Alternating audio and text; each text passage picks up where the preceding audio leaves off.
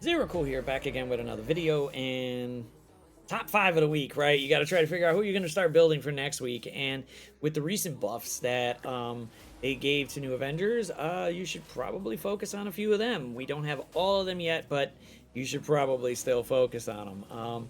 And there's a couple other choices, obviously, if you want to do something in Arena. So let's probably look at those.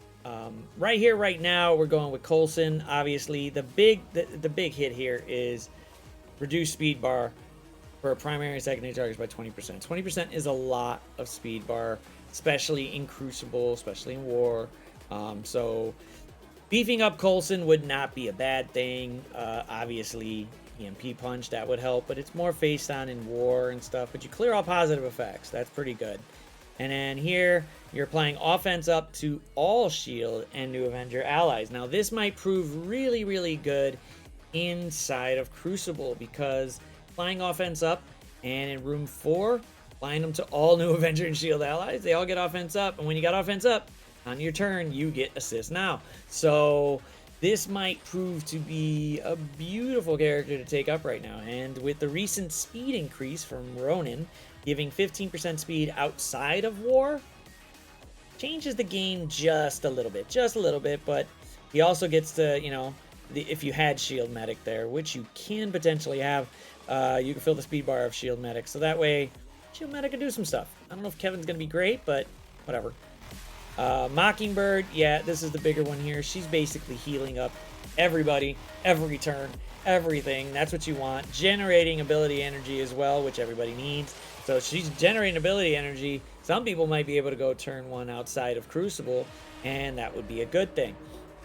Spreading all the positive effects would be great.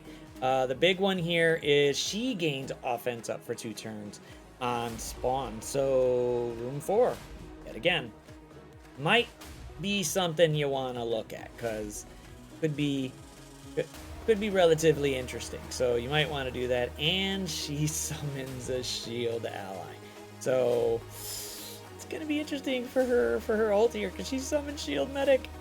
Yay! Summon the shield medic on turn 1. That's great. And then defense up and death proof. So look at that. Don't not take away from it, but make sure you're paying attention to this. She's already fast, and she gets 15% speed, so she's going first on the team. So turn 1, this is happening. She's flipping, damage, and then spreading positive effects, and then summoning medic. So now you got 6 characters on the field, and you're filling the speed bar for Ronin. So this is gonna be interesting in terms of Crucible.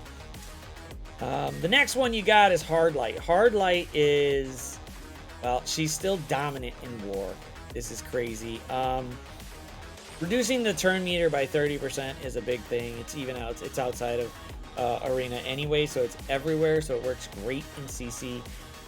But the bigger one, if you're in Arena, you might want to go ahead and, you know, copy and clear some positive effects there.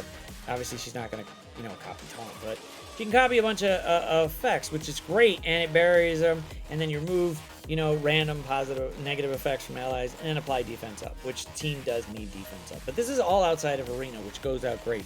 So it can help out in CC, War. They're not slow.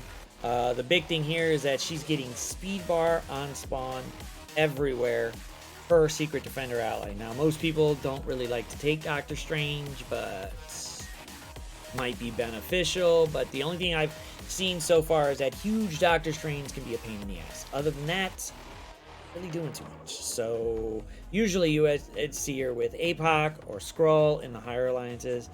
You could try Doom, but if they attack Doom and he actually dies, well, then you're screwed.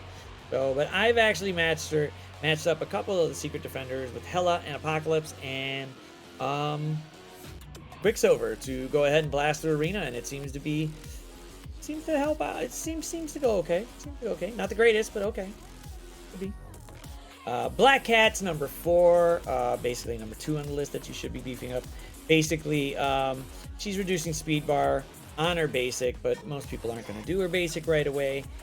Here, she's stunning, she's playing trauma, bleed, disrupted. It's all outside of anything. This is everywhere, which is great. So the legendary status is legendary, and she's doing, you know, piercing damage to 4 adjacent targets. So cool. And then applying the bleed, and applying bleed speeds up Ghost Rider. So you definitely want you want to do that. You're only reducing 10% speed, but still, any reduction in turn meter is great.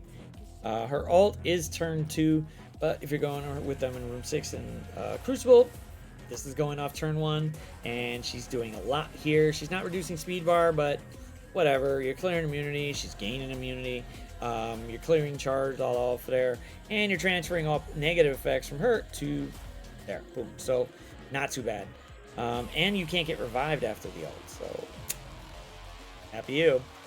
And I think the big thing here is, hey, she's getting 3 charge and 9 death proof, because why? Cats get 9 lives. Meow. So, and then she's clearing revive once from all enemies, which is only supposed to happen in arena. So hopefully that stays that way, but if it's outside, we've heard of outside arena, it actually clears it. So whoop-de-doo. And then on turn, if she's got 5 charge, she's, you know, filling herself by speed bar, she's gaining safeguard, and she's healing herself up for 30%. So gotta watch out for that. The death proof part, you can't reduce any turn meter of those characters by that as long as she has death proof. So when she's got death proof, it's not happening, but you can reduce some of the other characters, which is great. So depending on where you're at, and you could see certain people in there inside arena, but you want to try to get those death proofs out right away. And now the top character to build for the week. Jesus Christ, did they really buff Ronin? The big one, I'm just gonna get to it. Wow, they really topped it off on this. They took one line, gain 15% speed, new Avenger allies gain 15% speed off of war, and threw it up there. Bam, now it's outside anywhere. So his speed now is 137, and then he's filling the other 4 members of the new Avengers with 15% speed. Most of them were pretty decently okay, but now they're definitely going first all over the place. So this might be a really good team to destroy Rebirth. Since Rebirth is relatively slow, these guys are going to go first, and they're just going to attack and attack and attack. And with the offense up, I think it's going to be ridiculous. And then you got piercing damage, which means it doesn't matter if they got barrier. He's cutting right through it. Or armor. It's cutting right through it. It's going straight to the damage. So, boom, it's gonna go straight to their health. Too bad for them. And then, boom, we were talking about this in chat. Counterattack or assist. If you're countering attack, they've already gone, so you're not really reducing speed bar. But an assist, you can reduce speed bar. So if they get the assist now in there, they're reducing the speed bar of all who they hit inside room 4. So this might be a really decent team there.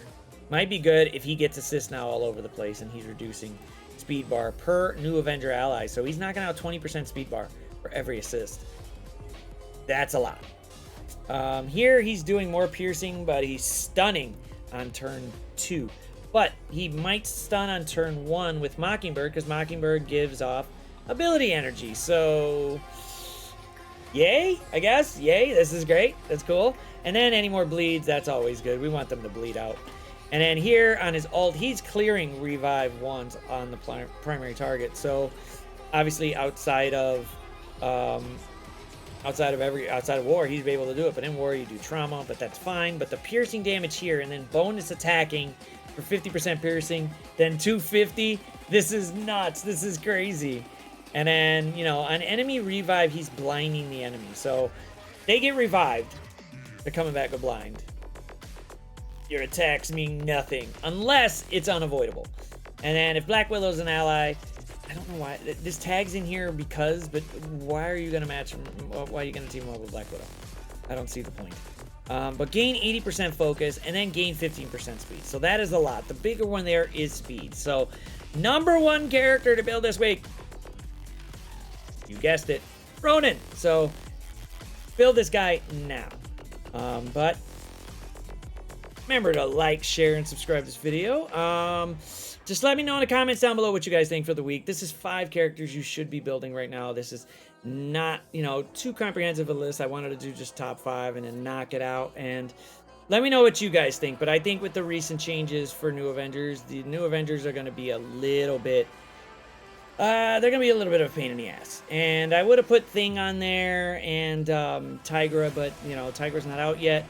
And you can't do nothing with her yet because we don't know exactly when. And then Thing, he's good. We do like the turn 1 stun from his ult, but I mean, he is relatively slow, but he does get the 15%, so he's only about 115 speed. But with the rest of his team, he'll definitely be doing some damage, and his passive does help out with that. So, but till the next one, y'all, I'm rolling out. Deuces.